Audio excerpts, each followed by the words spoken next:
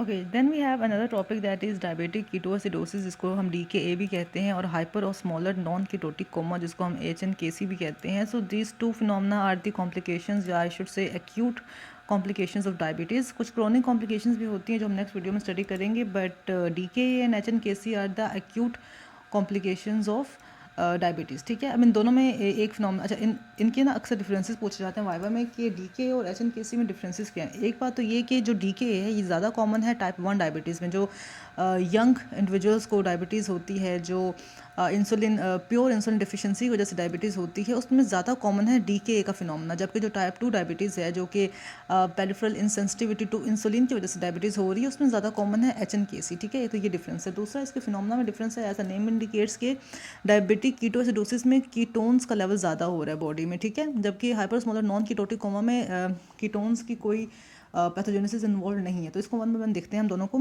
अच्छा, type 1 diabetes में ज़्यादा कॉमन है DK.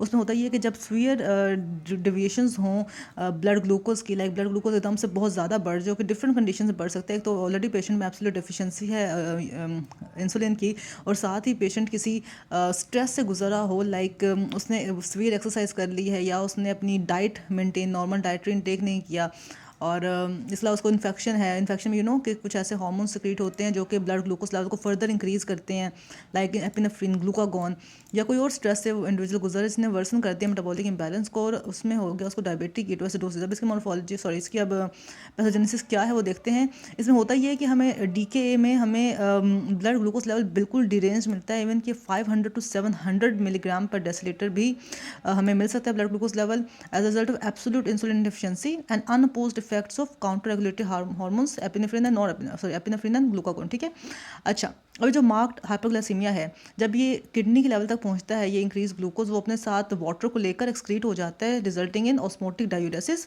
और जब ऑस्मोटिक डायूरेसिस होती है तो एक्सेस वाटर का जब लॉस होता है बॉडी से, दैट रिजल्ट्स इन डिहाइड्रेशन. ठीक है, so osmotic diuresis and dehydration are the characteristic जो फॉलो करते हैं हाइपरग्लाइसीमिया को. ठीक है, अच्छा, और ये एक कीटोएसिडोटिक स्टेट की कैरेक्टरिस्टिक है कि ऑस्मोटिक डायूरेसिस हो रही है, साथ में डिहाइड्रेशन हो रही है. जो सेकंड मेजर एक इफेक्ट होता है इनकेस ऑफ DKA, वो होता है कीटोजेनिक मशीनरी की एक्टिवेशन. तो डेफिनेटली जब ब्लड में ग्लूकोज बहुत ज़्यादा है और वो टिश्यूज से अपटेक हो नहीं रहा क्योंकि इंसुलिन तो डेफिशिएंट है, तो टिश्यूज़ अपने लिए एनर्जी का सोर्स प्रोड्यूस करने के लिए कीटोजेनिक मशीनरी को एक्टिवेट करती है, और कीटोन्स की प्रोडक्शन ज़्यादा करती है बाय द लिवर. अब कीटोन्स तो वो अपने यूज़ के लिए प्रोड्यूस करे, लेकिन समटाइम्स उसका यूज़ इतना हो नहीं पाता, और ब्लड में कीटोन्स का लेवल बढ़ जाता है, यूरिन में कीटोन्स का लेवल बढ़ जाता है, that results in ketonaemia and ketonuria, और वो उसके बॉडी के लिए बेनिफिशियल होने की बजाय एडवर्स इफेक्ट्स प्रोड्यूस करता है. ठीक है, so insulin deficiency leads to the activation of hormone sensitive lipase, जो कि फिर एक्सेस ब्रेक डाउन करता है एडिपोज टिश्यूज़ का, और फ्री फैटी एसिड्स रिलीज करवाता है, वो ऑक्सीडाइज होते हैं by the liver to produce ketones. अब जो कीटोजेनेसिस है, ठीक है, ये तो अच्छी होनी चाहिए थी हमारे लिए, लाइक ये तो स्टार्वेशन में होती है to preserve the vital organs, उनकी एनर्जी कंजम्पशन को मेंटेन रखने के लिए.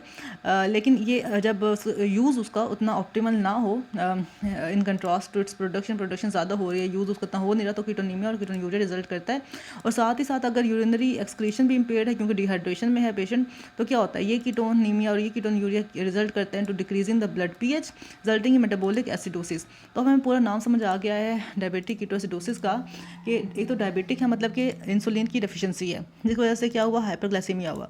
हाइपरग्लाइसीमिया ने क्या किया, ऑस्मोटिक डायूरेसिस किया और डिहाइड्रेशन की. ठीक है, साथ ही साथ कीटोजेनिक मशीनरी एक्टिवेट हुई, हार्मोन सेंसिटिव लाइपेज ने फ्री फैटी एसिड्स को प्रोड्यूस कराया, उसकी कन्वर्जन हुई, इसकी ऑक्सीडेशन हुई bye the liver into the ketones, लेकिन कीटोन्स बहुत ज़्यादा थे तो यूटिलाइज नहीं हो पाए, कीटोनीमिया कीटोन्यूरिया रिजल्ट किया.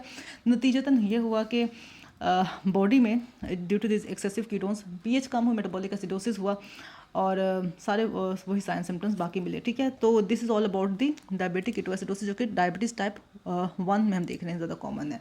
डायबिटीज़ टाइप 2 में एक और फिनोमेना रिजल्ट का, that is called as hyper osmolar non ketotic coma. As a name indicates, में हाइपर स्मॉलरिटी तो होगी ड्यू टू एक्सेसिव ग्लूकोज, क्योंकि after all it is diabetes type 2 है, बट है तो डायबिटीज़. ठीक है, और नॉन कीटोटिक कोमा का मतलब ये है कि इसमें कीटोजेनेसिस नहीं हो रही, जो कोमा रिजल्ट का है वो purely and solely due to glucose excess के रिजल्ट का है. पढ़ भी लेते हैं. तो टाइप 2 डायबिटीज़ में हम नॉर्मली ऑब्जर्व करते हैं कि इसमें पॉलीयूरिया और पॉलीडिप्सिया तो हो ही रहा है due to osmotic diuresis and dehydration. ठीक है, और समटाइम्स इतना ज़्यादा हो जाता है कि पेशेंट में वेट लॉस और वीकनेस की कंप्लेन भी आती है, लेकिन मोस्ट फ्रिक्वेंटली जब मतलब पेशेंट बस हमारे पास वेट लॉस एंड वीकनेस के साथ आता है और पॉलीयूरिया और डिप्सिया की कंप्लेंट देता है, जब हम उसको यूरिन और ब्लड टेस्टिंग करते हैं तो हमें फिर टाइप 2 डायबिटीज़ की आइडेंटिफिकेशन होती है। और हाइपरओस्मोलर नॉन कीटोटिक कोमा में ये होता है कि एक तो सीवियर डिहाइड्रेशन हुई है क्योंकि ऑस्मोटिक डायग्रेसिस हुई है पेशेंट में, फ्लूइड लॉस हुआ है और क्रोनिक हाइपोग्लाइसेमिया की वजह से, ठीक है। और जो अफेक्टेड इंडिविजुअल होता है चूँकि टाइप 2 डायबिटीज़ का तो वो मोस्टली ओल्डर होता है और बेड रिडन होगा, उसको कोई स्ट्रोक हुआ हुआ है या कोई सीवियर इन्फेक्शन है and is unable to maintain the adequate water intake. हुआ ये कि उसमें पॉलीडिप्स से पॉलीयूरिया की वजह से पानी लूज तो होता जा रहा है due to hypoglycaemia and osmotic diuresis, लेकिन उसको कॉम्पनसेट करने के लिए और पानी पी नहीं रहा, ठीक है। प्यास लग तो नहीं, because since he is bed ridden, he is stroke patient, तो वो पानी पी नहीं रहा, जिसकी वजह से उसमें डिहाइड्रेशन की वजह से, प्योरली डिहाइड्रेशन की वजह से, not due to ketogenesis, just due to dehydration जो कोमा और that is called as hyperosmolar non ketotic coma, ठीक है। तो क्योंकि इसमें कीटोजेनेसिस नहीं तो उसमें डायबिटिक सॉरी तो कि इसमें मेटाबॉलिक एसिडोसिस की जो सिम्टम्स आते हैं लाइक नोजिया है, वॉमिटिंग है, रेस्पिरेटरी डिफिकल्टीज़ हैं, वो नहीं आएंगी, बस उसमें कोमा में चल जाएगा पेशेंट, उसमें पानी नहीं मिला इनफ, ठीक है। सो इसलिए हमें पता भी नहीं चलेगा कि वो कितना सीरियस है, क्योंकि सीवियर डिहाइड्रेशन हो जाएगी, कोमा में चला जाएगा, तो हमें आइडेंटिफाई होगा कि अच्छा इसको तो डायबिटिक की, तो सो इसको तो हाइपरस्मॉलर नॉन कीटोटिक कोमा था, ठीक है। और ये टाइप 2 में ज़्यादा कॉमन होता है, टाइप 1 में DKA कॉमन है, तो टाइप 2 में हम DKA की कंप्लेंट नहीं मिलती, ठीक है। So that is all about DKA and hyperosmolar non ketotic coma. I hope it was helpful.